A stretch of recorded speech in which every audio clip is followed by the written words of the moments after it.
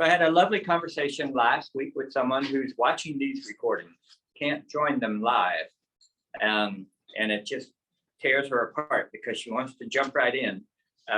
But at least she's watching them. So I appreciate that. Thanks for all of you who are joining us either on Zoom or live or on recording.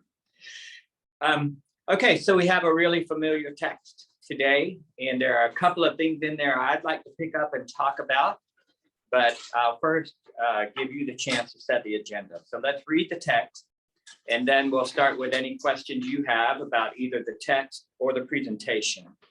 Do let me start with an apology. I just didn't have the bandwidth this weekend to get much work done on this, and so I didn't have the handouts done till this morning. I know that kept many of you up last night, and apologize about it. Okay, Luke chapter 2, 8 through 14. In that region, there were shepherds living in the field, keeping watch over their flock by night. Then an angel of the Lord stood before them, and the glory of the Lord shone around them, and they were terrified. But the angel said to them, "Do not be afraid, for see, I am bringing you good news of great joy for all the people. To you is born this day in the city of David a Savior, who is the Messiah, the Lord. This will be a sign for you. You will find a child wrapped in bands of cloth and lying in a manger." And suddenly there was with the angel a multitude of the heavenly host, praising God and saying, "Glory to God in the highest, and on earth peace among those whom he favors." This ends the reading. Okay, who had questions, comments about these texts or the presentation you wanted to discuss as we start?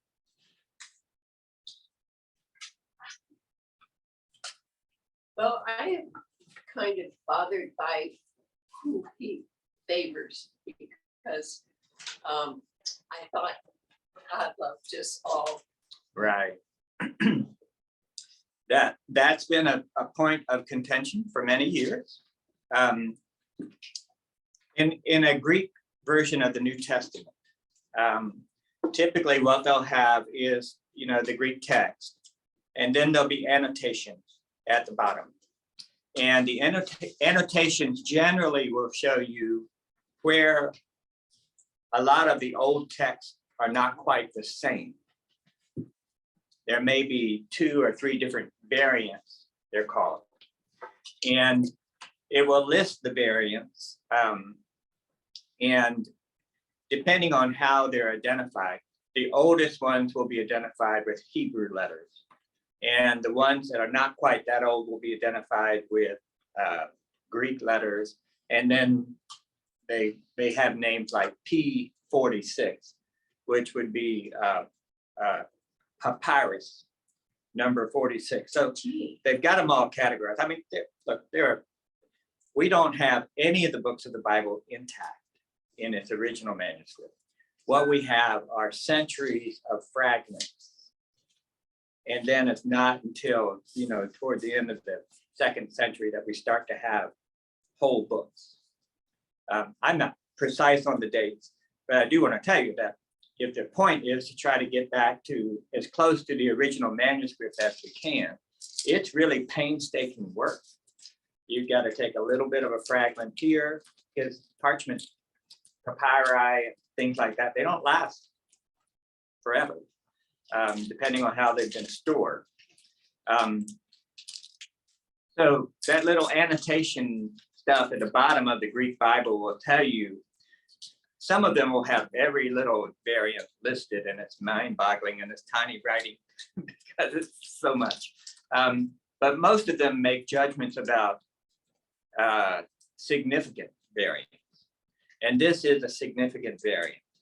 It can read peace on earth among those of goodwill. And I was bumbling all over myself when I was making the video this week. But that takes that word translated favors and puts it on the person that this is somebody who's a person of goodwill, which is a phrase I like a lot because I do a lot of interfaith work. And we work with a lot of folks who are from different faiths, but also of no faith, but are people of goodwill. So the phrase I use a lot is, to refer to people of faith and goodwill. So there is a variant that makes it look like that's what's being said. And I think that reflects the King James Bible a little more, peace on earth and goodwill toward men. When it's translated goodwill toward those whom God favors, and the difference is a single letter, just so you know, and that can mark the difference between an adjective or a noun or something like that. When it's translated those whom God favors, then it does start to sound like, God has a particular disposition towards some and not toward others. That is, in fact, a long-standing argument in the scripture. Does God favor Israel over other nations? Or has God chosen Israel in order that God can pour out God's grace to other nations? There's an ongoing argument over that question throughout the Old Testament. And so early on, Janet, I think the scribes who were copying the text over and over were kind of befuddled by that too. Maybe not that particular question. I'm not pretending they were all latent Presbyterians, but it doesn't fit well with our theology to identify only a certain group of people as those whom God favors. It does fit well with some theologies in the scriptures. But at the heart of this is a textual issue and a translation issue. You have different texts, and even if you have the same text, it's not always easy to know exactly what this is modifying. So how to translate it is a hard question. We don't know what hour of the day or night they translated it. Yeah, it depends on whether they were hungry or hangry. Yeah, I mean, there are a lot of things that go into it. But I'm with you. I don't really like the connotation of imagining that there's a certain group that God favors and the rest of us are done for. Yeah. Anybody else? Question, comment? Did I ruin your Christmas when I suggested that the host, the heavenly host, might be angels, but may well be stars, moon, sun, planets, meteors, things not angels? If I didn't ruin your Christmas, at least I ruined some of the pictures you have in books about Christmas. Yes, sir. It didn't ruin my Christmas, but you also mentioned that it could be armies. That's Hosts. Yeah. And I looked at that as that interpretation would certainly go along with those followers who believed that coming of Christ was going to be an army, a literal army. And here's an example of what you're going to get on your side. And we're going to take over and wipe out the current empire. right. So, Yeah. So the idea of it being an army, I don't think is driven by that idea as much as it's reflective of an Old Testament idea. You would see, especially in the King James translation of the Old Testament, you'll often see the word host. And God is called the Lord of hosts, or David had a host, and it almost always means army in that respect. Which I think then leads to the idea that, if it is a militaristic kind of approach toward God's will being done. That's one of the voices in Scripture, not the predominant one, but it happens. And And it reflects really the context in which people live. They were genuinely living under imperial domination. And so you start to think salvation would be per imperial domination, a better empire, as it were. So there's a lot of language in the New Testament that kind of follows that flow. But the phrase itself really could refer to any number of heavenly bodies. That's how we use the phrase now, right? Heavenly bodies. So, it could be Tesla satellites, whatever's up there. It's kind of interesting. And I don't know exactly what to make of it. But whatever they are, they talk. And they say, glory to God in the highest. And on earth peace, goodwill toward all. So, talking heavenly bodies. And if you really want your image of a sky filled with angels, I say go for it. It's just as good as anything else. The angels themselves are kind of curious critters in the New Testament. You remember every time an angel appears, they have to say, "Don't be afraid," and they appear at night. You've heard me say this before. I like the weirdness of angels, so just. Yeah. I liken them to ninjas more than giant fairies. They appear at night, they scare the snot out of everybody. First thing they have to do is say, "I come in peace. Don't be afraid, I'm bringing good news. I'm not your death angel." And they just really, there are little tiny pieces of references to angels or seraphim or something like that, from which we get the idea that there are these gleaming white creatures with big angel wings. That's not really quite how the scriptures identify them. But in our mind, if they're going to be up there in the sky, they might as well have something to keep them floating. And so I'm not against the notion of angels. I just don't want us to take our notions so seriously, and to realize that we're trying to name things that are really beyond naming. And when you do that, you use language that's kind of vague, like heavenly bodies, heavenly beings, celestials, and so forth. But I'm glad I didn't ruin your Christmas. It's never my intention to do that. It is my intention to kind of poke it a little bit, make sure it's awake and not getting, fat and lazy on us. But it's not my intention to ruin it. Okay, I did get an email this week from Ken Heflin, and I'm going to refer to that when we get down to number 4, because he raises a topic that I think we'll all find rather interesting. But I wanted to ask you all. Luke is telling the story of the birth of Jesus. And he told us he's trying to set the record straight. And Jesus is born. And an angel appears to shepherds. Why shepherds? I mean, think that any other group classification of people could be women by the river. It could be priests gathered somewhere. It could be a family over in the nether region.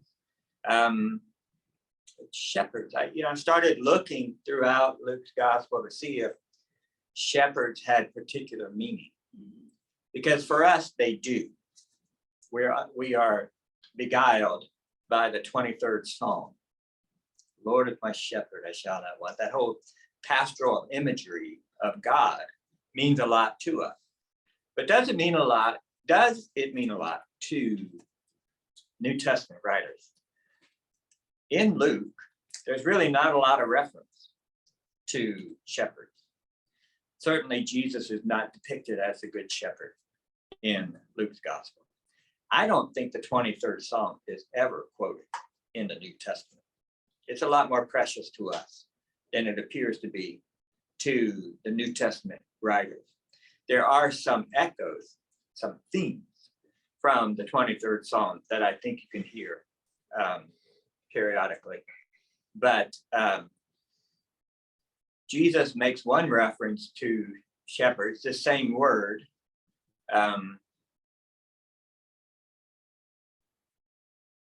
Sometimes it's translated shepherd there, and sometimes just a herder, because it doesn't have to be sheep. The word translated sheep could refer to goats or any other kind of herding animal that's domesticated. So shepherds don't really play a significant role, and after this story, don't play a role at all in Luke's gospel. John's gospel really picked up on the image of shepherds, of the shepherd, depicting Jesus as the good shepherd in the 10th chapter. But it's all in the 10th chapter. Outside of that, you don't get a sense that shepherds are a particularly well-loved community.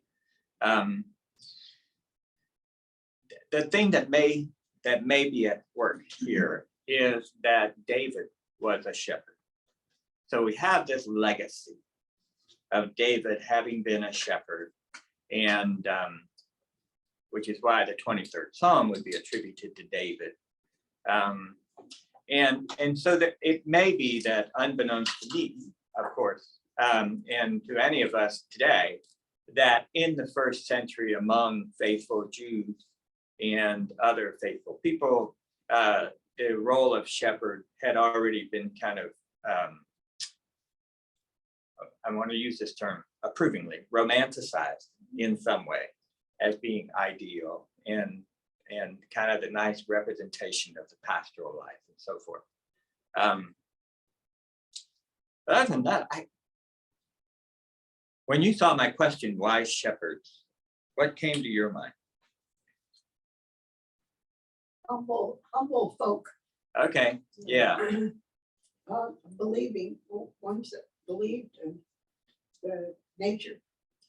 okay, so they're humble, they're not in the city. This is important for Luke, I think, in all of these stories. They're not in the city, they're not city folk, they're not on the grid. They're probably part of a guild, but they're out watching sheep. And we do pick up on the humility. I think that's the absolute right adjective to use there. There's a story in James Michener's book, Centennial. Jen, you'll want to read this because it's about a pastor getting a new call. So there's this cattle, Centennial.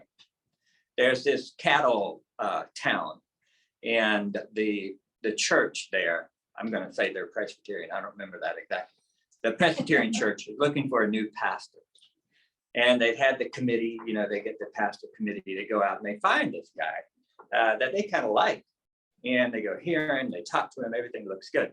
So they bring him in to preach for the congregation. So this is back in the 1900s. They bring him back, the 1800s, I'm sorry. I read Centennial last century. They bring him in to preach. And this is a cattle town. And he preaches from John chapter 10, where Jesus is the good shepherd. And they hate sheep. They hate shepherds. Sheep just gnaw the grass down to their dirt. They destroy everything. I mean, they're really noxious creatures in some ways if you don't make them move along and stuff. And so the cattle herders and the sheep herders are always battling with one another. This is the cattle town. And as soon as the service is over, they, instead of taking them out to eat, they take them to the train station and put them on the train and tell them never to come back again. And they fire the committee that brought it in. I don't know what the reputation of shepherds were in the first century. To me, they do provide a very arresting image that of the outsider, of the humble folk, of the thankless job. It's probably not their sheep, but maybe that we know there are hirelings as well. So I just think it's curious, and this is good curiosity, that of all the people, Luke would focus on these shepherds. Is it possible they're just the people who would be awake at night? What was that? That they would just be awake, that those are the people that would be awake to witness whatever is happening. Heavenly Yeah, I bodies. mean, yeah, I mean, this definitely happens at night, which throws us in a bit of a problem, doesn't it? Our best worship services are Christmas Eve. And we talk about Jesus is born today and he's really born tomorrow. But because all of this happens at night, it's great to have a service at night. This week we get to fix, this year we get to fix that because Christmas Day is a Sunday. And we'll see you all in worship. But yeah, maybe they're the one group that would be awake at night. Especially if you're wanting to tell the story and contextualize it in the night. Because at nighttime that you'd be able to see these celestial bodies better. This works well at night. It's great storytelling. And Carlene added, shepherds tend to those for whom they have responsibility. So something like that. Yeah, so that's a nice quality. Yeah. I think, again, I think the image of shepherd is very arresting and has a lot of promise. I just don't know if Luke had all those things in mind, but that's okay. Yes, sir. In a sense, consistent with your talking about empire study, this is really a countercultural statement. Yeah, again, it's these are folks who have not been driven to the city. Probably 4 centuries earlier, it might have been farmers. But by the 1st century, many people had lost their family farms and were tenants, if anything. It's also counterintuitive. Well, it is. And Luke's telling the story. So Luke gets to tell the story as he hears it and tells it. And I think he does a marvelous job. If you look at Matthew's gospel, Jesus is born in a dependent clause. It just, and after the baby was born, like, that's it. That's all you got to say. This is Jesus. With Luke, man, you got it all. And it's marvelous storytelling.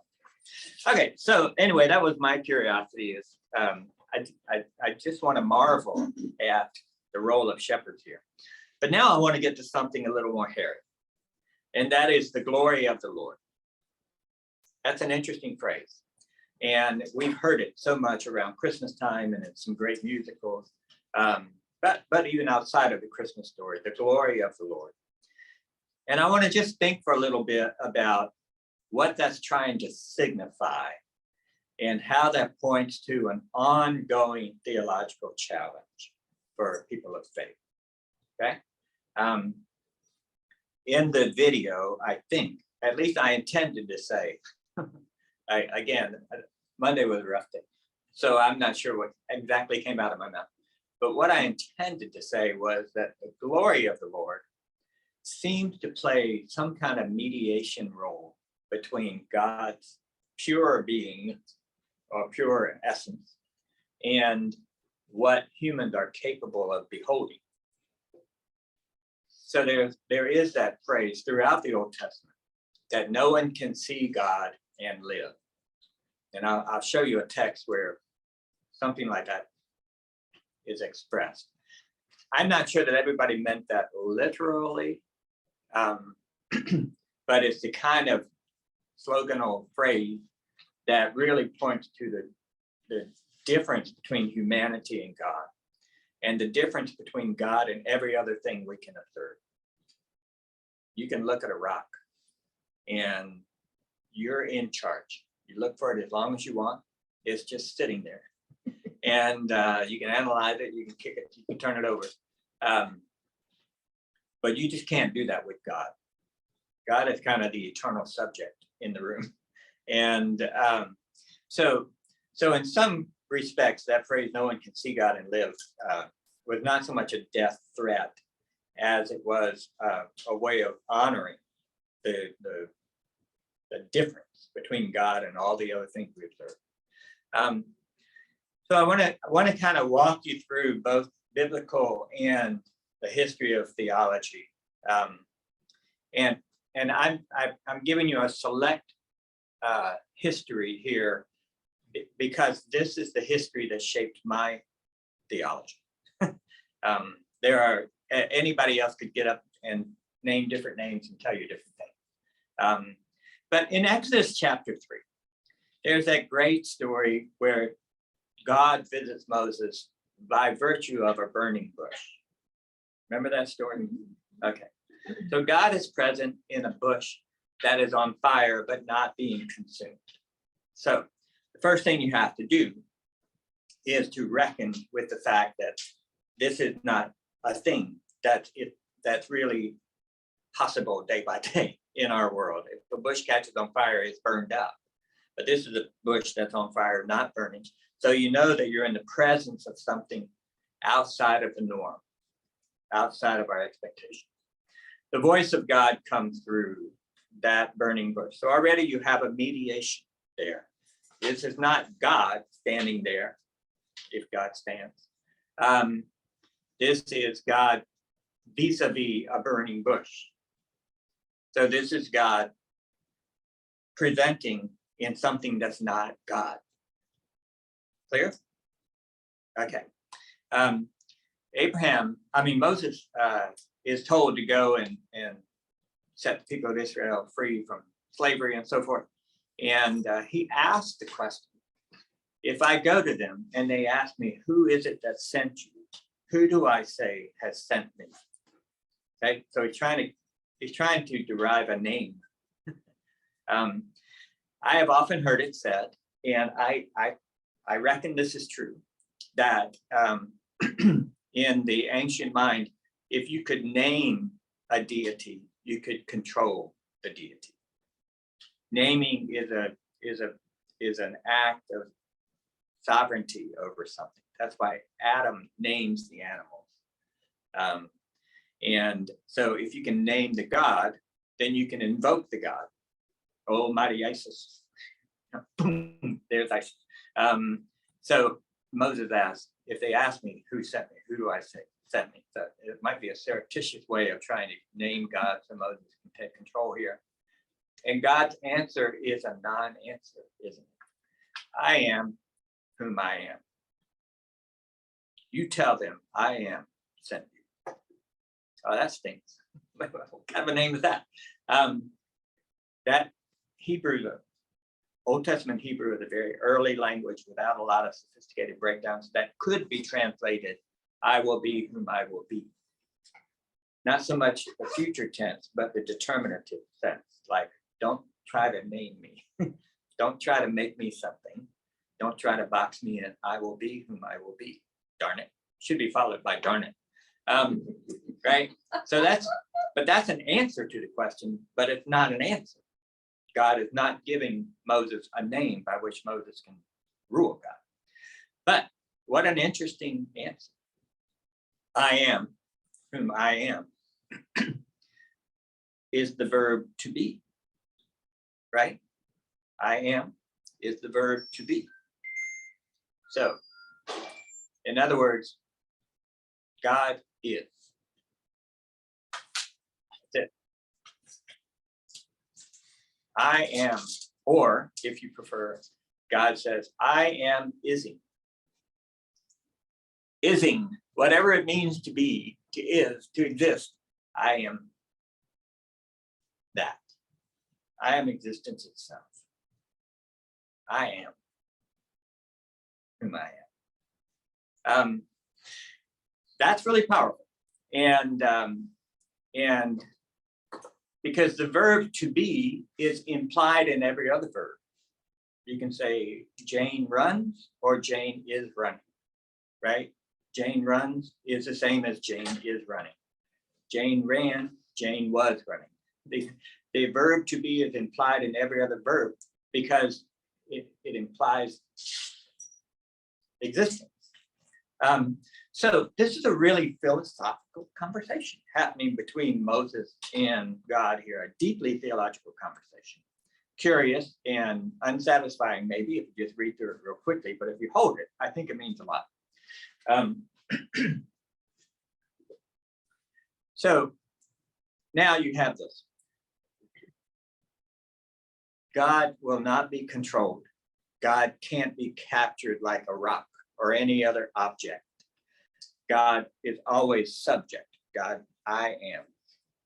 God is not the object of our knowledge. God is always the eternal subject that we encounter. That's what I'm getting from this conversation with Moses. And so in the Old Testament, you have this sense that there's something about God that's elusive and beyond us. Therefore, you can only encounter God through something that's not God, like a burning bush and like glory, God's glory. That became a way of signifying this possibility. Isaiah chapter 6 is a marvelous text, and it's the first 6 verses there are really worth your time. I think I think Presbyterian worship tries to reflect the movement in these first 6 verses. Isaiah writes, in the year that King Uzziah died, I saw the Lord. I saw the Lord. Remember that you can't see God and live, right? But I saw the Lord sitting on a throne, high and lofty, and the hem of his robe filled the temple. Seraphs were in attendance above him. Each had 6 wings, with 2 they covered their faces. They don't want to look at God, right? They covered their faces. With 2, they covered their feet, sign of humility. And with 2, they flew. And one called out to the other and said, holy, that's an important word. Holy, holy, holy is the Lord of hosts. The whole earth is full of his glory. Okay. That's not all. The pivots of the threshold shook at the voices of those who called, and the house was filled with smoke. And I said, woe is me. That's the worst thing you can ever say about yourself. Woe, I'm doomed, right? Woe is me. I am lost. For I am a man of unclean lips. I live among a people of unclean lips. Yet my eyes have seen the King, the Lord of hosts. Okay. It goes on. But when you hear the phrase, no one can see God and live, it wasn't like the minute you look at God, you melt, like in the movie Raiders of the Lost Ark, when the glory of God comes out of the ark and all the Nazis melt, which was a great scene. But it means that God is just too much for us. God is too much for us. Not that God is angry and says, don't look at me, but God is too much for human eyes. And it really compels us to have a theological imagination. There can be something there that we can't name, that we can't describe, that we can't be certain about, that we can't look at directly, that we can't treat as an object. There can be something out there that is more than what we are capable of owning with our minds.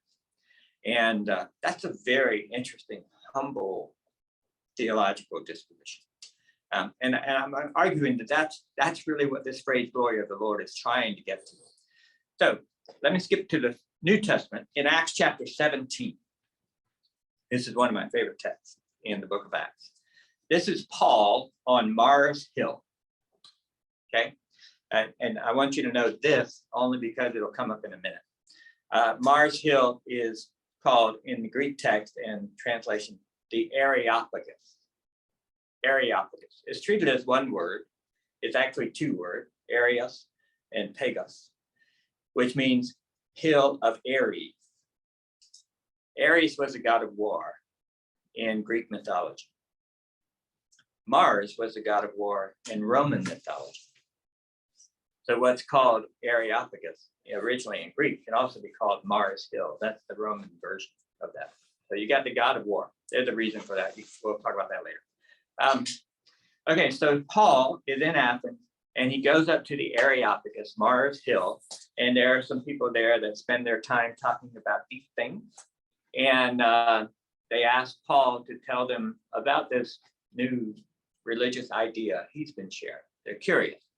And I translate and read this chapter very, very differently than most translations because I think it's all intended to be a very good and positive thing. And most translations treat it as if Paul is just berating these crazy little philosophical pagans. But Paul says to them, I want to present, as I was walking around and seeing all of your monuments and your inscriptions, I found one that said, to the unknown God. Covering all the bases. Well, to the unknown God, it might be covering all the bases, or it might be reflecting Hebrew theology. You can't know God. You can't know God. You can't. You can make a sculpture of Ares if you want, but there's a God that's beyond knowing. To the unknown God. And instead of criticizing that, Paul says, that's the God I want to present to you, who is made known to us in Jesus Christ. So, for Paul, yes, you can say God is unknowable. God can't be seen directly. We can only see some kind of mediating presence, like a burning bush, or smoke, fire, pillars, or Jesus Christ. This is his interpretation of the incarnation, is that this is God's way of being with us in a way that we can't see and touch and wash his feet and know. It's kind of an interesting thing going on. Okay, so a number of centuries later, there's a theologian in the Christian church writing under the pen name, the nom de plume, of Pseudo Dionysius the Areopagite. Now, that's just, I hate that name, except I hate it because I wish I had thought about it when my kids were born. That would have been a great name for a kid. When Paul preaches on Mars Hill, the 34th verse of that chapter, I think it says that there were several people who began following the way of Jesus, one of whom was named Dionysius, the Areopagite. So this is Dionysius who's from that area. He's part of that group at the Areopagus. Okay, Dionysius the Areopagite is named in Acts chapter 17. So in the late 5th, early 6th century, there were some writings under the nom de plume of Pseudo Dionysius the Areopagite. I think he actually signed it Dionysius the Areopagite, but we know that it's not the same person because it's 600 years later. So he's now called Pseudo Dionysius the Areopagite. Now, he did an interesting thing, and here's why he reached back for that name as his pseudonym for writing.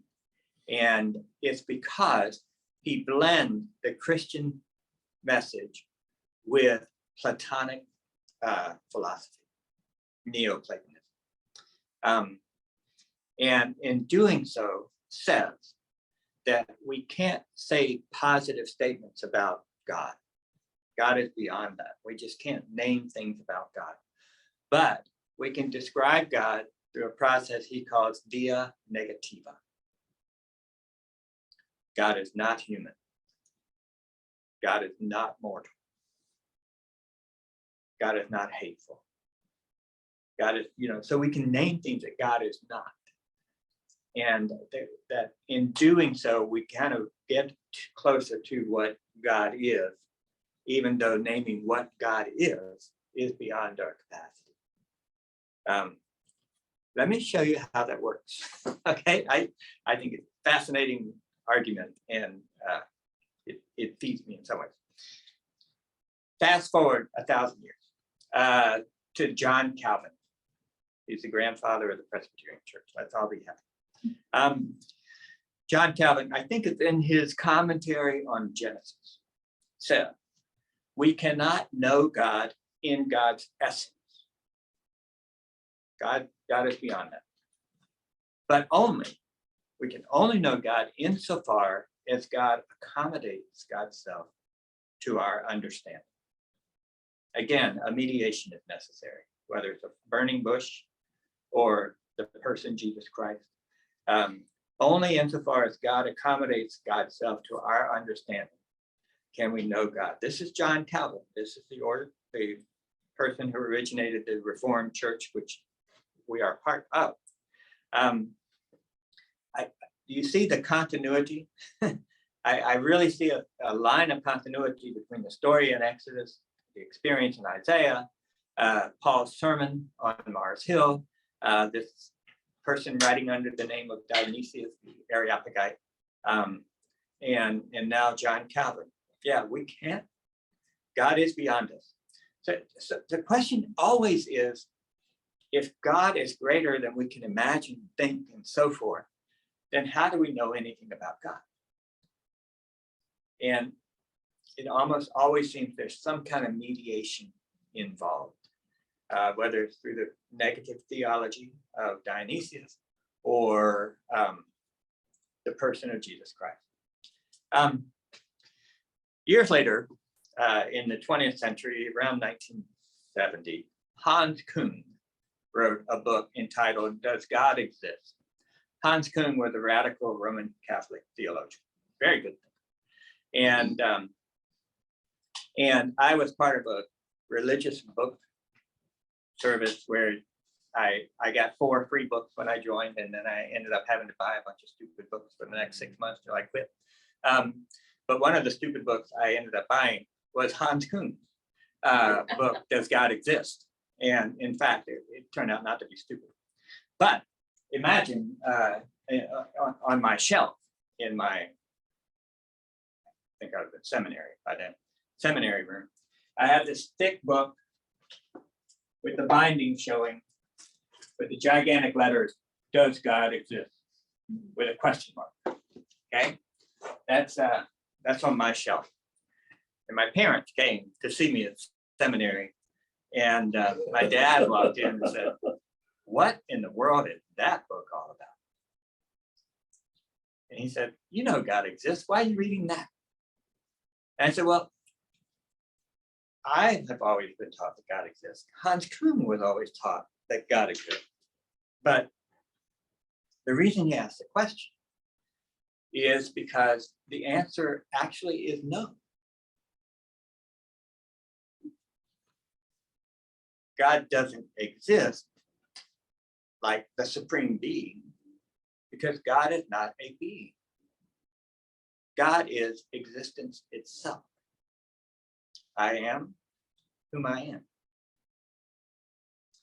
God is existence itself. That's what I said to my dad. It didn't go real well, but it didn't. I mean, it didn't go bad. So look, as you can see, I'm just getting kind of hairy about this. But Hans Küng's point is that the minute you say God exists, now God is in the category of existence. And there's God, things that exist, and then there are things that don't exist, and God's in this category. But we don't think of God as being categorizable. God is creator, sustainer of all that is. God is existence itself. Or as some theologians would say, God is being itself. Okay, am I killing you here? Just bear with me, okay? All right. Not long after, Paul Tillich, who was a great German theologian. He was kicked out of Germany because he wouldn't submit to the Nazi government. He ended up teaching at Union Seminary in New York, and then Harvard, and then the University of Chicago. He's the theologian on whom I wrote my dissertation, and I think his theology is fabulous. He was a bit of a schmuck, but I think his theology was fabulous. And he argues that God, I like his phrase, he says God is the ground of being. God is the substance out of which being comes. So God is not a being. God is not a being among other beings. God is not even the supreme being, as many preachers like to say. But God is the ground out of which being itself comes. Ground of being, which I think is really helpful. Robert Charlemagne, University of Virginia professor, deeply interesting, hard to read. He has a great article entitled So if you ask the question, how do we know about God when God is unknowable? He said it's through the being of God when God is not being God. That's just a great phrase. You should use it at a party sometime. The being of God when God is not being God. What does that mean? Well, I mean, Jesus is hungry. In John chapter 4, Jesus is hungry. That's not God. God isn't. God's never hungry. But we believe that Jesus is the incarnation of God, right? So Jesus would be the being of God when God is not being God. God being willing to suffer, to die, to hurt, to hunger, to be rejected, all of these things. Anyway, that again, it's a way of naming that mediation, that God comes to us in ways that God is not God in all about God's greatness, but rather God comes to us in some other way, namely through Jesus Christ. And then Bishop Spong, who died not long ago, Bishop Spong was really pushing for a new wave of Christianity to be post-theistic. Stop speaking about God as if God is an entity among entities. Bishop Spong's best things were never that original. He was terrible about throwing the baby out with the bathwater, but he dared to say things in order to make it safe for the priest that served under him to say them. And he actually told me that one time in a conversation.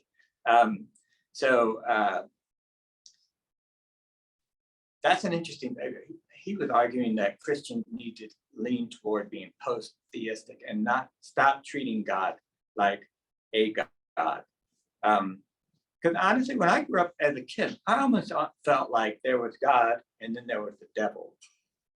And they were almost the same. They were just battling it out, but we knew God would win in the end. And boy, that's just really a dualistic view of the world that has nothing to do with the biblical message. And so how do you get out of that dualism? Well, just take God out of the equation and say God is not a being among other beings, even if that being is the devil. God is beyond being, the source of being, and so forth. I think that's what's going on with this glory of the Lord, that the shepherds get to see Godness, but you can't see God. They get to know something about God, but not capturing God.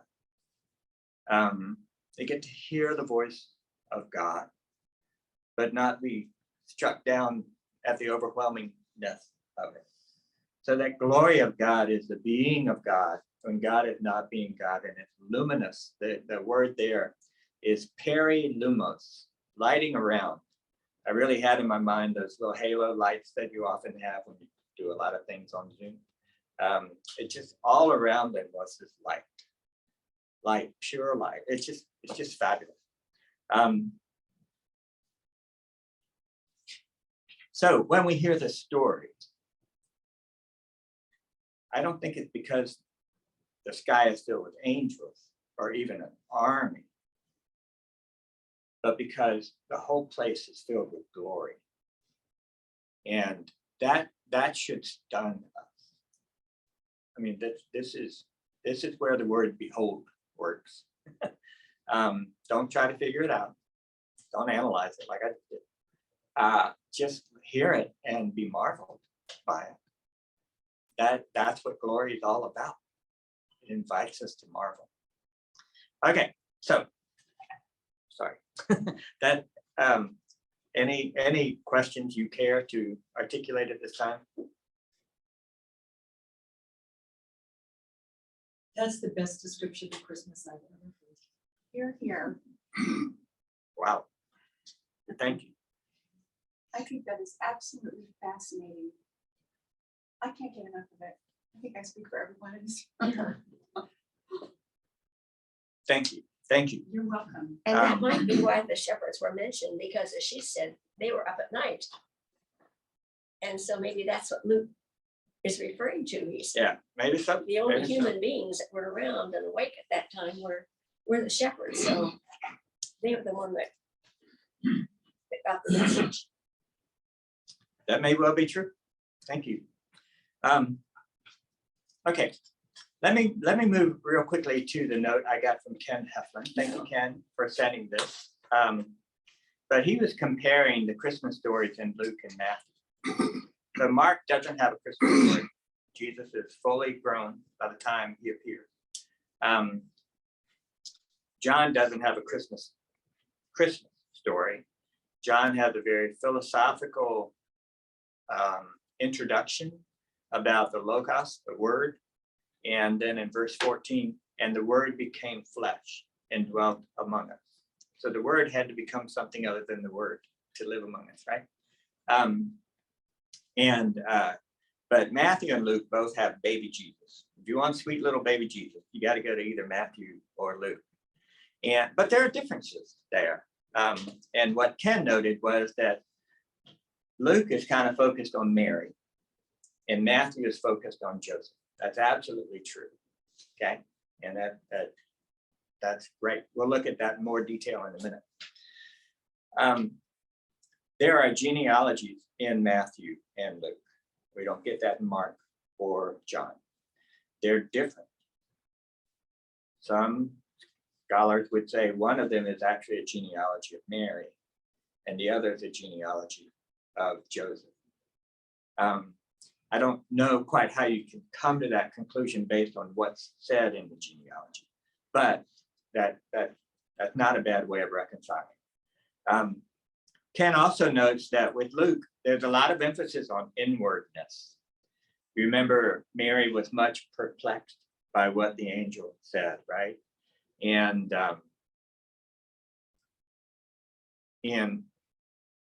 when the shepherds come, we'll see this next week, when the shepherds come and tell Mary and Joseph what had happened to them out in the field, it will end with saying Mary treasured all these things in her heart. So you've got that kind of taking it in and pondering and holding it. Whereas in Matthew's gospel, the baby's born and suddenly there are magi from the east. And Mary and Joseph are swept off to Egypt. And so Ken's saying this is kind of a quick outward focus in Matthew's story, whereas an inward one. But I think that's interesting. I'd actually never heard that second observation before. So again, thanks, Ken. I did put on your list some similarities and differences between Matthew and Luke.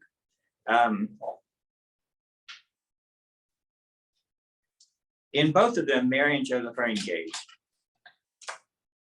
But in Matthew, they get married before the baby's born. So I have a Christmas trivia quiz that I distribute every now and then. You talk about ruining people's Christmas. And I asked, were Mary and Joseph married when Jesus was born? And that's the one question everyone gets right, because you can answer yes or no. Or I don't know. That's usually an option. And they're all right. Is Mary a virgin?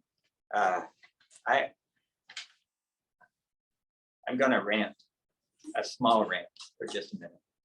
A lot of liberal pastors, progressive pastors, this is my posse, all right? A lot of my tribe kind of think they're doing the world a favor and a brave thing by somewhere around Christmas time questioning the virgin birth. I don't know what to make of the doctrine of the virgin birth. All I want to say is, in the story, Mary's a virgin. And if you don't like the story, go get another story. But don't sit around pretending that the story doesn't say what the story plainly, evidently said. You can analyze the term Parthenon, which is translated virgin, all you want. But in the story, in the narrative, Mary's question is, how can I be pregnant? I've never known a man. That's not, you can't translate that away. that's part of the story. So in Luke and in Matthew, Mary is a virgin. So the virgin birth is right there. And in Luke and in Matthew, the conception that Mary has is called holy. There's the work of the Holy Spirit. In Luke and in Matthew, King Herod is mentioned. And in Luke and in Matthew, Jesus is born in Bethlehem. This is another thing that progressive pastors like to go on and on about. They want to make the case that Jesus had to have been born in Nazareth. And I'm like, why? I don't understand. I wasn't there, neither were they, but the stories we have plainly say Jesus was born in Bethlehem. So I just have little toleration for someone who wants to poke holes in the story for no apparent good reason, other than just to show that they're brave or something. I don't get it. There are lots of holes in the story that are right there in the text. Poke those. That's fair game to me. Other than that, seriously, go get another story. That's the word to all you progressive pastors out there getting your smart aleck pants on this time of year. Okay, so those are similarities in Matthew and Luke. But there are some pretty interesting differences. One, again, being that at least in Matthew, and we don't know about Luke, Mary and Joseph were married before the birth. That's in verses 24 through 35 of the first chapter. In Luke, the angel visits Mary. We saw that. In Matthew, and Joseph has no voice in Luke's story. He's mentioned, he's there, bless his heart. We don't know if he's okay with everything that's going on or not. There he is. In Matthew's story, it's all about Joseph. There are 4 different times that Joseph gets visited by, or 3.5 times, Joseph gets visited by an angel. It's introduced that when Mary was found to be with child, before they came together, that Joseph, being a righteous man, was going to put her away privately. So the question was not, do you put her away? Of course you do. You can't marry this gal. But do you make a public disgrace of her, or do you do it privately? And being a righteous man, Joseph was choosing the path of doing it privately. When an angel of the Lord came to him in a dream. So Matthew's struggling with angelic visits like we do. It doesn't happen every day, let's be honest. But in a dream, okay, now it's a little more palatable that an angel will come to Joseph in a dream and say, don't put Mary away, but take her as your wife. This thing that happened is of God, yada, yada. Joseph has 4 different dreams. And in the first 3, it says an angel of the Lord came to him in a dream. So an angel tells him to marry Mary. An angel tells him to flee to Egypt when Herod starts that murderous rampage of infants. An angel tells him to come back. And a dream tells him to go to Nazareth. So Joseph is kind of a key player, a very faithful respondent to the angel. Never questions the angel, like Zechariah did in Luke's story. Another difference, in Luke, you have a census, the registration. That's why Mary and Joseph have to go to Bethlehem. There's no mention of that in Matthew. There is, however, the phrase that Jesus is born in Bethlehem because that's what the scriptures say. That's where the scriptures say the Messiah will be born. So remember, the Magi go to the palace of King Herod to ask where is the newborn king of the Jews. And Herod calls together the priests and asks, where is the newborn king? And they say, in Bethlehem of Judea, because that's what the scriptures say. So that's that in Matthew's mind, this is all prophesied. That happens a lot in Matthew. In Luke, you have the shepherds. In Matthew, you have the Magi and you have the star. no shepherds in Matthew, no magi or stars in Luke. In Matthew, you have the infanticide and the flight to Egypt. In Luke, angelic announcements. In Matthew, angel in a dream. And again, Matthew justifies almost every part of his story with reference to an Old Testament prophet. So for Matthew, the way you tell a story convincingly is you show that this is part of the tradition. And this was part of what God has been up to all along. Okay, that was a ton of information. Any questions, laments, prides and dereliction? Yes, sir. Naming God. If you name something, you owe. Jesus named the demon, called him out. That to me is same kind of thought. Right, only it was Jesus that called the demon out, called the demon's name. Yeah. Yeah, Jesus asked the demon, what is your name? Legion, and then he cast him out. And then you go further in cultures. There are some cultures you do not look a person in the eye. Right. Because that means that you are absorbing them, taking control of them. Right. Yeah. A lot of it is about control. We live in the Western culture that says knowledge is power. And thank you, Francis Bacon. And we do see knowledge as a controlling thing. And that's why the word behold, I think, is so important. That's why I always translate that word. When it shows up in the Greek text, I don't translate it something else. I always translate it behold, because I think that's a very biblical way of encountering something without trying to control it. You behold it.